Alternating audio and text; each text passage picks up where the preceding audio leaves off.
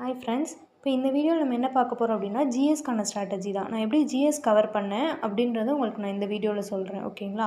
இங்கிலீஷும் மேக்ஸும் வந்து எப்படி படிக்கணும் அப்படின்றத லாஸ்ட் வீடியோவில் உங்களுக்கு நான் வந்து சொல்லியிருக்கேன். ஸோ அதில் வந்து நீங்கள் ரெஃபர் பண்ணி பாருங்கள். உங்களுக்கு அது டிஸ்கிரிப்ஷனில் அதுக்கான லிங்க்கும் நான் உங்களுக்கு வந்து கொடுக்குறேன். ஓகேவா? இப்போ டோட்டலாக கொஷின்ஸ் அப்படின்னு பார்த்தோம்னா 200 கொஷின் கேட்பாங்க. 200 கொஷினில் லாங்குவேஜ் 100 கொஷின், அதுதான் இங்கிலீஷு ஆர் தமிழ் நீங்கள் எடுத்துருக்குது. அனதர் 100 கொஷினில் ஜிஎஸ் 75, மேக்ஸ் 25. மேக்ஸ் எப்படி கவர் பண்ணுன்றதை நம்ம போன வீடியோவில் சொல்லியிருக்கோம். இப்போ ஜிஎஸ் இந்த 75 கொஷின்ஸை நம்ம எப்படி கவர் பண்ணுறது? ஓகேங்களா? இப்போ கட் ஆஃப் அப்படின்னு பார்த்தோம் அப்படின்னா நார்மலாக என்ன ரேஞ்சில் இருக்குது இது வரைக்கும் அப்படின்னா லாஸ்ட் டைம் வந்து 150, மேக்ஸிமம் 150 இருந்திருக்கலாம்னு சொல்கிறாங்க. 150 இருந்தவங்களுக்கு கிளியராக இருக்குது. So 140 plus. ஓகேவா?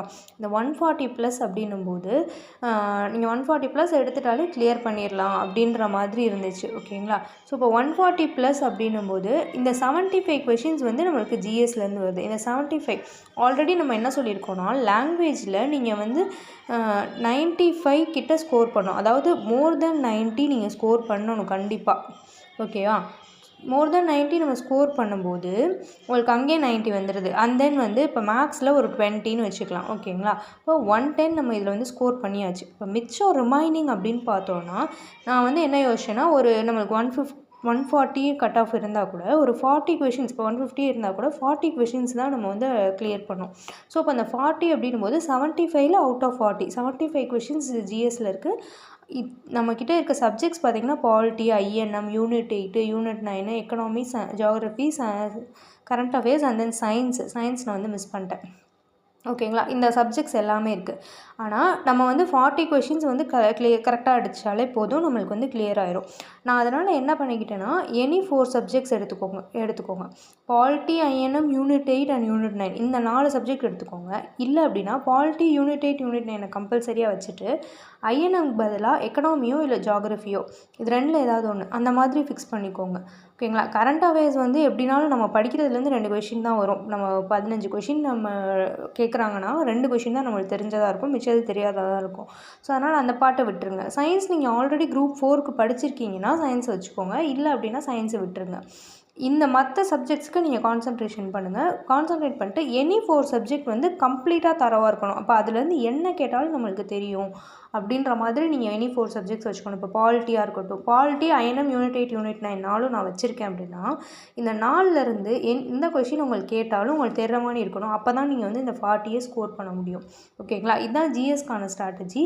ஆல்ரெடி இங்கிலீஷ் அண்ட் மேக்ஸுக்கு சொன்ன மாதிரியே ஸ்கூல் புக்ஸ் தான் நான் ரெஃபர் பண்ணது எல்லாமே. ஸ்கூல் புக்ஸை மட்டும் நீங்கள் ரெஃபர் பண்ணுங்கள்.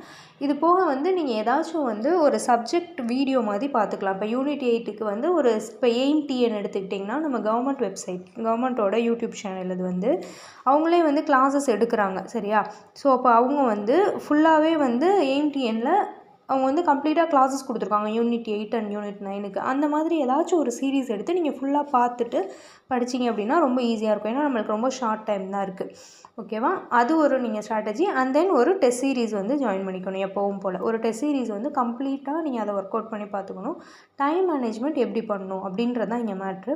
ஸோ டைம் வந்து நம்ம வந்து அந்த 3 ஹவர்ஸில் மேனேஜ் பண்ணி எப்படி வந்து மேக்ஸ் அண்ட் இங்கிலீஷையும் முடிச்சுட்டு ஜிஎஸ்க்கு அதை வந்து நம்ம யோசித்து நம்ம சால்வ் பண்ணுறோம் அப்படின்றது தான் விஷயம். ஸோ அதனால் அந்த மாதிரி நீங்கள் ட்ரை பண்ணிங்கன்னா அதுக்கு வந்து இந்த டெஸ்ட் சீரீஸ் தான் வந்து மெயினாக உங்களை வந்து நீங்கள் ஃபோக்கஸ் பண்ணணும். டெஸ்ட் சீரீஸ் இம்பார்ட்டண்ட்டாக நீங்கள் கொடுக்கும்போது தான் நீங்கள் வந்து அந்த டைம் மேனேஜ்மெண்ட்டை கற்றுக்க முடியும். ஸோ அந்த மாதிரி ட்ரை பண்ணுங்கள். All the very best. வேறு ஏதாவது டவுட்ஸ் இருக்குது அப்படின்னா நீங்கள் அதை கமெண்ட்டில் போடலாம். இனி வர சீரீஸில் எப்படி இருக்கும்னா ஜென்ரலாக சப்ஜெக்ட் இல்லாமல் உங்களுக்கு வந்து நிறைய டவுட்ஸ் இருக்கும். ஒரு ஆஸ்பிரண்ட்க்கு வந்து இப்படி டெஸ்ட்டு போடலாமா, இந்த மாதிரி டெஸ்ட்டு போட்டால் எனக்கு மார்க் கம்மியாக தான் வருது, இந்த மாதிரி விஷயங்கள்லாம் நிறைய டவுட்ஸ் இருக்கும். ஏன்னா நானும் இந்த ஃபீல்டில் 7 இயர்ஸ் இருந்து தான் வந்திருக்கேன். ஸோ அந்த டவுட்ஸ் எல்லாத்தையுமே நம்ம நெக்ஸ்ட் வீடியோவில் கவர் பண்ணலாம். Okay, thank you.